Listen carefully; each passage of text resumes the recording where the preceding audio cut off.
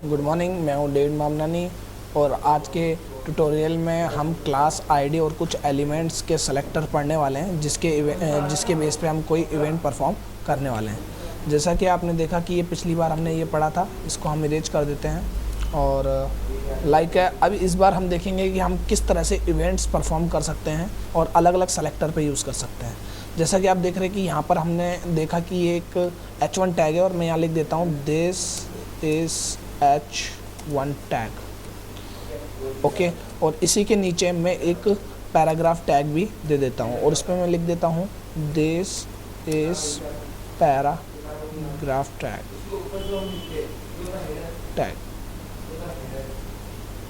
तो आप जैसा कि देखेंगे कि हमने दो टैग लिए हैं, एक h1 जो कि हेडर 1 टैग है और एक p टैग। तो मैं चाहता हूं कि मैं इन पे कोई इवेंट परफॉर्म करूं।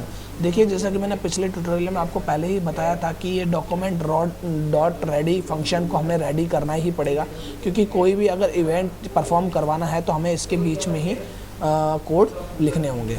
तो इसके लिए हम सबसे पहले देखेंगे कि हम h1 टैग पर कोई इवेंट परफॉर्म करवाते हैं तो हम लेंगे डॉलर और इसके ब्रैकेट्स में हम लेंगे h1। ये एक एलिमेंट है जिसके बेस पर हम चाहते हैं कि कोई इवेंट परफॉर्म हो। तो मैंने यहाँ लिखा डॉट क्लिक, तो क्लिक इवेंट लगाया है मैंने कि जैसे ही मैं h1 पे क्लिक करूँ तो क्या हो, एक फंक्शन रेडी हो और इस फंक्शन को परफॉर्म करे।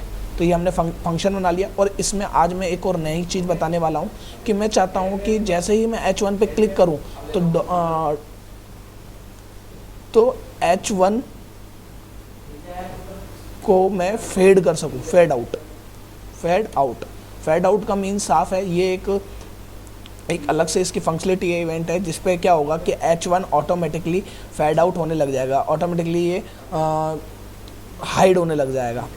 और यहाँ पर बीच में फेड आउट में अपन इसकी टाइमिंग दे सकते हैं, ये मिली सेकेंड्स में चलती है, 2000 मिली सेकेंड्स मीन्स 2 सेकेंड्स। ये अब एक बार इसका डीबग कर लेते हैं। मैंने यहाँ पर कहा कि यहाँ पर जे क्वेरी जो h1 है, h1 पे जैसे ही मैं क्लिक करूँ तो एक फंक्शन कॉल हो और इस फंक्शन के स्टेटमेंट में मैंने लिख दिया कि $h1 फेड आउट हो जाए 200 मिली सेकेंड्स के अंदर, ठीक है। तो अब इसको अपन एक बार ब्राउज़र पर रन करा के चेक कर लेते हैं। देखिए, ये जो h1 टैग है, जैसे मैं इस पर क्लिक करूँगा तो आप देखेंगे कि ये फेड आउट हो गया है, 2 मिली सेकेंड्स में ये फेड आउट हो गया है। वैसे आज मैं बताने वाला था कि जिस तरह से मैं चाहता हूँ कि अभी जो हमने फेड आउट किया है वो h1 टैग को किया है, अगर मैं यहाँ पर p टैग को फेड आउट कर दूँ तो यहाँ पर ये p टैग जो है वो फेड आउट हो जाएगा।